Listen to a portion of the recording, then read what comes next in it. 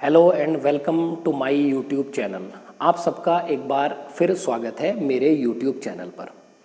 देखिएगा, आज हम एक टॉपिक को डिस्कस करेंगे जो बोर्ड एग्ज़ाम के लिए बहुत इम्पोर्टेंट है, 12th बोर्ड एग्ज़ाम के लिए और नीट के एग्ज़ाम के लिए, मेडिकल के एग्ज़ाम के लिए भी बहुत ज़्यादा इम्पोर्टेंट है।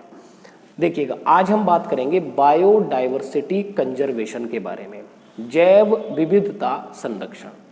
हमें बायोडाइवर्सिटी कंजर्वेशन की ज़रूरत पड़ती है मॉडर्न डे में, जैसे कि हम देख पा रहे हैं अलग अलग तरीक़ों से, कुछ नेचुरल डिस्ट्रक्शन से और कुछ एंथ्रोपोलॉजिकल मतलब ह्यूमन के कारण एंथ्रोपोजेनिक एक्सटिंक्शन। लगातार बहुत सारे एनिमल और प्लांट स्पीशीज़ एक्सटिंक्ट होते जा रहे हैं और फ्यूचर में कुछ ऐसे हैं जिन पर खतरा है। अगर हमने अभी उनको प्रोटेक्ट नहीं किया तो वो भी एक्सटिंक्ट हो सकते हैं। तो यहाँ हम दो मेन मेथड डिस्कस करेंगे, वो हमसे नीट के एग्ज़ाम में और 12th बोर्ड के एग्ज़ाम के पॉइंट ऑफ व्यू से बहुत ज़्यादा इंपॉर्टेंट है। एग्ज़ाम में पूछे जाते हैं और आगे भी पूछे जा सकते हैं।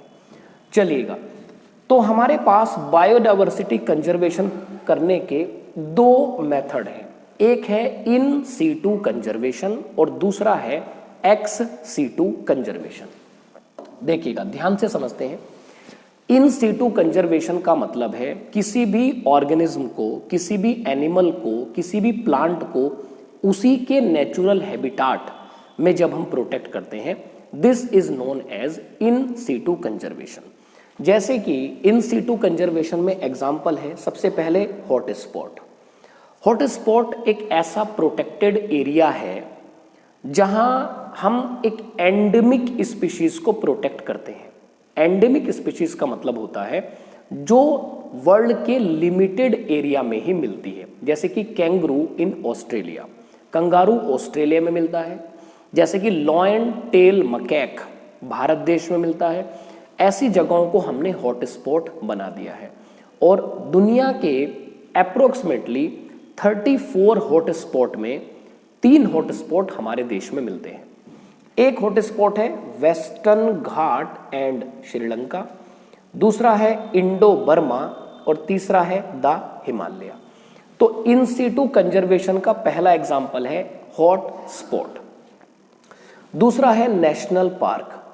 नेशनल पार्क में हम एनिमल और प्लांट दोनों को प्रोटेक्ट करते हैं और नेशनल पार्क में ह्यूमन एक्टिविटी को रेस्ट्रिक्ट किया जाता है, जैसे कि कल्टीवेशन के पॉइंट ऑफ व्यू से आप वहां कल्टीवेशन नहीं कर सकते।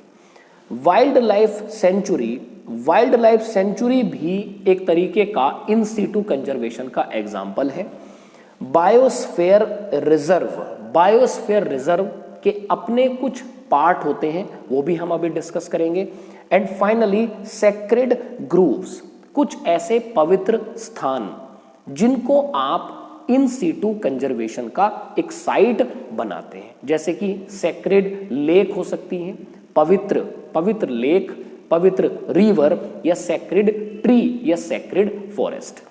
तो हमसे अगर एग्जाम में क्वेश्चन पूछा जाता है in situ conservation, hot spot, national park, wildlife sanctuary, biosphere reserve and sacred grove. अब हम जानते हैं बायोस्फीयर रिजर्व क्या होता है। देखिएगा, बायोस्फीयर रिजर्व की जो कंपोजिशन है वो 3 जोन से मिलकर बनती है। इसमें 3 जोन होते हैं।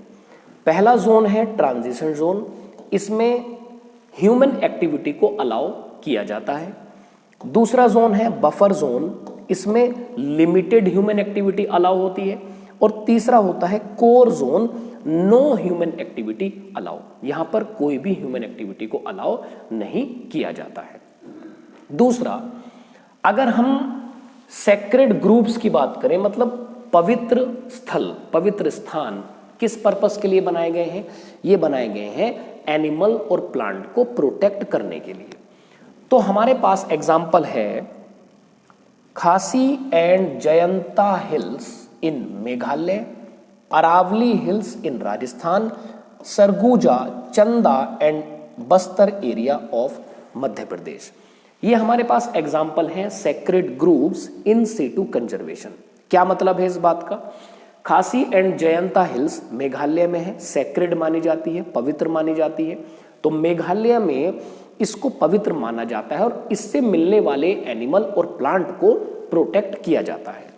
Aravalli hills in Rajasthan, Surguja, Chanda and Bastar region of MP Madhya Pradesh में, ये 3 रीजन है जहां पर फॉरेस्ट को, इनमें मिलने वाली लेक को, फॉरेस्ट में मिलने वाले ट्रीज को हम पूजते हैं, पूजा करते हैं। तो उस पॉइंट ऑफ व्यू से ये प्रोटेक्टेड एरिया है। तो हमारे पास ये जो एग्जाम्पल हैं ये सारे इन सीटू कंजर्वेशन के हैं। अब हम बात करते हैं ex situ conservation. Ex situ conservation का मतलब ये है किसी भी प्लांट और एनिमल को उसके नेचुरल हैबिटाट से बाहर जब हम प्रोटेक्ट करते हैं, this is known as ex situ conservation. अब देखते हैं जैसे कि जीन बैंक, अब हमें जीन बैंक में जीन्स को रखना होता है प्रोटेक्टेड इन्वायरमेंट में, तो हमें एक बैंक की जरूरत पड़ती है, एक आर्टिफिशियल सेटअप हम तैयार करते हैं। दूसरा है सीड बैंक, ये भी एक्स सीटू कंजर्वेशन में ही आता है। तीसरा है बोटेनिकल गार्डन, जो अलग अलग प्लांट स्पीशीज को लेकर बनाया जाता है, लाइक ऑर्नामेंटल, सजावट के लिए यूज किए जाने वाले, लाइक मेडिसिनल, जिनकी दवाइयों में उपयोगिता है, और जू, जूलॉजिकल पार्क जिसको कहा जाता है। अब जू भी हमने एक आर्टिफिशियल सेटअप बनाया है जिसको ह्यूमन केयर करता है और उसमें अलग अलग प्रकार के एनिमल्स रहते हैं। और नेक्स्ट है जर्म प्लाज्म बैंक, जैसे cryopreservation technique. Cryopreservation technique में -196 डिग्री सेल्सियस टेम्परेचर पर लिक्विड नाइट्रोजन के साथ हम sperm, ovum, seed, genes, germplasm, हम इनको प्रोटेक्ट करते हैं। तो अगर आप किसी भी ऑर्गेनिज्म को उसके नेचुरल हैबिटाट के बाहर प्रोटेक्ट करते हैं, this is known as ex situ conservation, और अगर आप उसी के नेचुरल हैबिटाट में प्रोटेक्ट करते हैं, this is known as in situ conservation.